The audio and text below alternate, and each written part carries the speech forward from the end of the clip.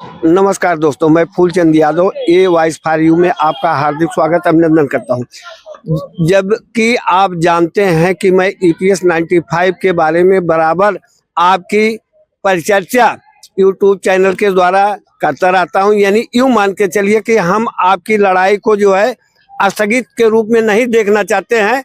हम इसे जो है ये लगे सरकार को आपके परिवारजनों का और अपने इष्टजनों को महसूस हो कि ये लड़ाई आज भी लड़ी जा रही। जिस तरह से 10 साल क्रॉस हुआ, अब नई सरकार आने वाली है, वही वाली सरकार स्थायित्व होगी।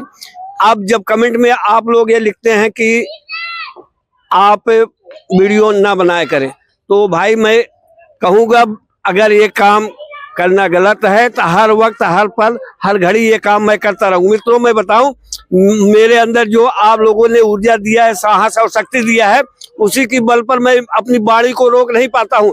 मेरी बाड़ी अवरोधों के चट्टानों से टंकार करेगी, मेरी बाड़ी खुददारी से युद्धों को स्वीकार करेगी, मेरी बाड़ी भ्रष्ट व्यवस्था का दुष्कार करेगी, मेरी बाड़ी भारत माता और बुजुर्गों की जय जयकार करेगी। अगर बुजुर्गों की लड़ाई के लिए हमें संघर्ष करना पड़ रहा है, हम उसी धरती से हैं जहाँ के बुजुर्गों के सम्मान के लिए लोग अच्छी अच्छी नौकरी, अच्छा अच्छा कारोबार, अच्छा अच्छा सब कुछ छोड़ करके माता पिता बुजुर्गों की सेवा में लग गए। हम उस संस्कार से आते हैं। हमें भी विडंबना के साथ कहना पड़ रहा है, आप भी कहीं पर जो है हतोत्साहित हो चुके हैं कि हमारी 10 साल की लड़ाई EPS 95 को जो पेंशनर है कि हमारी थोड़ी सी पेंशन की बढ़ोतरी हो जाती तो हमारा जीवन जो है सरल और सरस हो जाता है। जो इतना कष्टमय हुआ कि चंद पैसे के लिए जो है किसी के सामने हाथ फैलाना पड़ जाता है, कहीं किसी से सहायता लेना पड़ता है। आप बताइए, आपके कमाए हुए तो पैसे थे जो आपने 12% कंट्रीब्यूट किया था, लेकिन सरकार के EPFO कार्यालय में जमा होने की वजह से इतने पैसे जमा किए, जिसमें 78 लाख कर्मचारी हैं, एक एक आदमी के लाखों रुपए गए। EPFO कार्यालय, वित्त मंत्रालय, प्रधानमंत्री और हेमा मालिनी कोई बताने का राजी नहीं है कि पैसे किस मद में कहां पर खर्चा हो गया। अब कोर्ट ऑफ कंडक्ट लगा हुआ है, लोग फिर भी जो है आंदोलन कर नहीं सकते हैं, कहीं पर भीड़ भाड़ ज्यादा इकट्ठा नहीं कर सकते हैं, धारा 144 चल रही है। आप ही बताइए कि ये लोग घुट घुट के कैसे मरते रहेंगे या मर गए उस पर कोई कार्रवाई होगी आगे। अब जो रणनीति बनाई जा रही है, आने वाले चुनाव में EPS का एक आदमी जो EPS समर्पित होगा, पेंशनरों के द्वारा मनोनीत होगा, इस लोकसभा चुनाव में सहभागिता निभाने के लिए लोगों की सोच है, राय है कि एक आदमी संसद में अपना ऐसा जाए, चुन के जाए जो ना किसी दल से हो। उदाहरण के लिए मानिए, ना भाजपा से हो, ना बसपा से हो, ना आप से हो, ना कांग्रेस से हो, वो निर्दल प्रत्याशी के रूप में होगा। केवल इसलिए निर्दल प्रत्याशी के रूप में होगा, भारत का इतिहास एक आता है 1952 से जब ये लोकसभा का चुनाव होना शुरू हुआ, लोकतांत्रिक प्रक्रिया का गठन हुआ, उसके बाद जो है कई बार लोग जो है, हर बार जब जितनी बार लोकसभा का चुनाव होता है उतनी बार कोई न कोई निर्दलीय प्रत्याशी जीत जाते हैं। उनकी संख्या कम नहीं होती, कहीं 4 होती, कहीं 10 होती, कहीं 15 होती, 20 होती।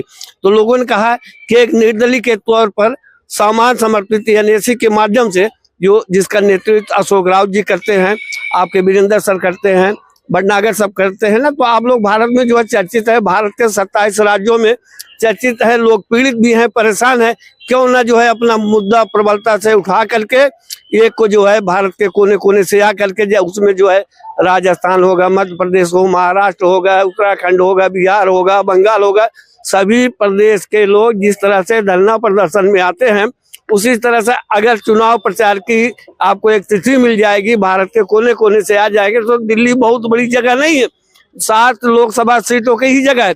इन 7 लोकसभा सीट में एक क्षेत्र आपको चुनना है, 2 क्षेत्र आपको चुनना है। आपको बता दिया जाएगा कि इस लोकसभा क्षेत्र में घर घर जा करके आपको प्रचार प्रसार करना है, लोगों से संपर्क करना है, एक एक आदमी से, कि ये सरकार बड़े बूढ़ों को जो है कहीं मानने को तैयार नहीं। अब तो ये खुल के सामने आने लगा है कि चंदे पे धंधा बना लिया गया। जो कहते थे कि हम फकीर हैं, आप फकीर की फकीरी पता चला कि जायडेस कंपनी से कितना लूटा, सिप्ला से कितना लिखा, कितना ले लिया, टोरंटो से कितना ले लिया, और आप जानते हैं और कि अरबिंदो फार्मास्यूटिकल से कितना ले लिया, 60 करोड़ रुपए।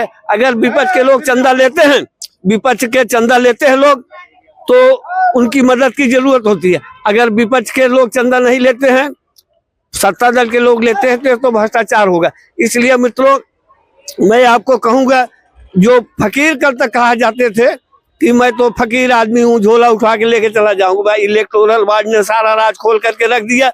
इतने पैसे पे लोगों को चंदा का धंधा दिया गया, भाई कितना विडम्बना से लोगों को गुजरना पड़ा। अब आप देखिए, किसान बंधुओं को ईपीएस की डिमांड, जो हमारे आदरणीय चाचा जी कहते थे 2012-14 में किसानों को एमएसपी मिलना चाहिए, किसान अलग से, जवान और किसान परेशान हो गए। जो जवानों को जो है स्वर्णिम भविष्य दिखाया गया था कि इनको जो है अच्छा अवसर मिलेगा, अच्छी नौकरियां करेंगे, 4-4 साल का जो है नौकरियों को ला दिया गया। तो इससे क्या होने वाला, जवान भी परेशान है, किसान भी परेशान है। अगर आप लोग लामबंद हो जाते हैं कि यह ज्यादा समय नहीं है, अगले महीने में चुनाव होने वाला है, इस चुनाव में आपको सहभागिता निभाने के लिए हर राज्य से आपको आना होगा, प्रचार प्रसार में तब जाकर के वही आपका एक जो सांसद चुना जाएगा, आपके द्वारा लोगों को चुनवाएंगे, मदद करेंगे, घर घर जा करके चुन के जाएगा, तो एक सांसद हो जाएगा जो आपकी ईपीएफओ 95 की ईपीएस 95 की डिमांड को जो है पूरी कोई सरकार नहीं किया। आशा और श्वासन पे आपकी जिंदगी कटती रही, विश्वास पे धोखे पे धोखा, छलावा पे छलावा होता रहा, लेकिन इसमें कुछ हो नहीं पाया। तो अब आपको समय आ गया, आपको दबंग दिल्ली मिनी संसद A-वाइस फारियू से आपको सूचनाएं बराबर मिल रही है कि हाँ कुछ नया होने वाला है। बच गया महाकाल का शंख, अब समय बदलने वाला है, होगा नए युग का निर्माण, अब कोई नहीं रोकने वाला है। नए युग का एक सृजन होने वाला है, परिवर्तन होने वाला है। केवल बड़े बूढ़ों के आशीर्वाद की आवश्यकता है। जब वो आशीर्वाद देते हैं, सूखे हुए फल, सूखे हुए पेड़ वो भी हरे हो जाते हैं। अगर बदुआ दे देते हैं तो भरी हुई झोली भी खाली हो जाती है। तो आप लोग जो है आपस में एक दूसरे से नंबर से जैसे जुड़े हैं, संपर्क में बनाए रखिए। आने वाले समय में एक बार फिर एक दिन के लिए आपको 2 दिन के लिए दिल्ली आना पड़ेगा। उसके लिए हमारे मनोज सोराजी जी बड़े पैमाने पर लोगों से जनसंपर्क कर रहे हैं, दिल्ली में जन जागरण अभियान चला कर हुए। अब आप बताइए, 50,000 लोगों के फोन नंबर, कांटेक्ट नंबर मिल चुके हैं, जिसपे जो है सारी संप्रेषण संचार की क्रियाएं प्रारंभ होकर के एक दूसरे की सूचनाएं आदान प्रदान हो रही है। इससे ज्यादा खुशी क्या बात है। अब आपका कांटेक्ट नंबर आ जाने के बाद जो भी गतिविधियां यहाँ चालू है, उसके प्रारूप की जो संरचना बनाई जा रही है, उसको भी आपको बराबर अवगत मिलता रहेगा। आजकल डिजिटल जमाना होने से सेकंडों में आपको जो है सारी सूचनाएं संपूर्ण भारत में संचालित। एक वो समय था जब हम संचार माध्यम के लिए परेशान होते थे कि हमें रेडियो के द्वारा सुनना पड़ेगा, इसके द्वारा सुनना पड़ेगा। अब तो लोग अखबार और टीवी से दूर हो गए, मोबाइल से अपना काम चला रहे हैं। तो आप लोग मोबाइल पे A-वाइस फारियू देखते रहिए, इस पे सारी अपडेट मिलेगी, दबंग दिल्ली पे मिलेगी, मिनी संसद पे मिलेगी। ये आप सोच लीजिए, अपनी व्यवस्था बना लीजिए। अब ठंड नहीं रह गई है कि आपको रजाई गद्दा ले आना पड़े। गर्मी का समय है, किसी पेड़ के नीचे भी समय बिता लिया जाएगा, लेकिन प्रचार के लिए घर घर जाकर के बड़े बूढ़ों को समझाना होगा कि हमारे साथ एक छलावा हुआ, हमारे साथ ये छल हुआ। एक दिन का छल हो चल जाता है, लेकिन ये छल जो है 10-10 साल तक किया गया। किसके साथ हुआ? बड़े बूढ़े बुजुर्गों। जब बुजुर्गों के साथ ऐसा अन्याय होगा, आप कैसे खुशहाल रहेंगे, आपका परिवार कैसे खुशहाल रहेगा, आपका समाज कैसे खुशहाल रहेगा। आने वाले समय में आपको बता देना होगा, 100 कुड़कुड़ी न एक घमक्का। आपने 10 साल परेशान किया तो उसका परिणाम ये दे रहे हैं।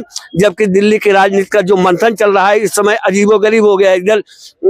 इधर जो है आपको जानकारी में है कि अरविंद केजरीवाल को गिरफ्तार करके जो है जेल में डाल दिया गया, लेकिन प्रशासन की व्यवस्था दुरुस्त रखने के लिए जेल से ही अपनी सारी प्रक्रिया जो है अरविंद केजरीवाल जी चला रहे हैं। इससे कुछ लोगों का, विपक्ष वालों का कहना है कि अरविंद केजरीवाल को इस्तीफा देना चाहिए। और आप पार्टी वालों का कहना है कि जैसे संचालन चल रहा है चलता रहेगा। आए दिन दिल्ली में जो है आप पार्टी कार्यकर्ता पदाधिकारी मिलकर के धरना प्रदर्शन कर रहे हैं कि अन्याय है। अब आप बताइए कि ये सरकार जब चंदे पे धंधा कर रही है और जनता द्वारा चुनी हुई सरकार को जेल में डाल रही है, कभी जो है तेजस्वी यादव को बुला लेती है, कभी अखिलेश यादव को बुला लेती है, हेमंत सोरेन को जो है उठा के जेल बंद कर देती है, केजरीवाल को जेल बंद कर देती है। तो ये बताइए, जो सत्तासीन है, जनता द्वारा चुनी हुई सरकार है, उनके साथ ही अनैतिक शोषण है या भ्रष्टाचार उनके साथ किया जा रहा है, उनके साथ अन्याय किया जा रहा है या बदले की भावना के साथ किया जा रहा है। आपको निर्णय करना होगा, आपको सोचना होगा। अब इस बार वोट की चोट से आपको जवाब देना होगा। मेरा विचार, मेरी राय आपको कैसे लगी, आप कमेंट बॉक्स में अवश्य बताएं। जय हिंद, जय भारत।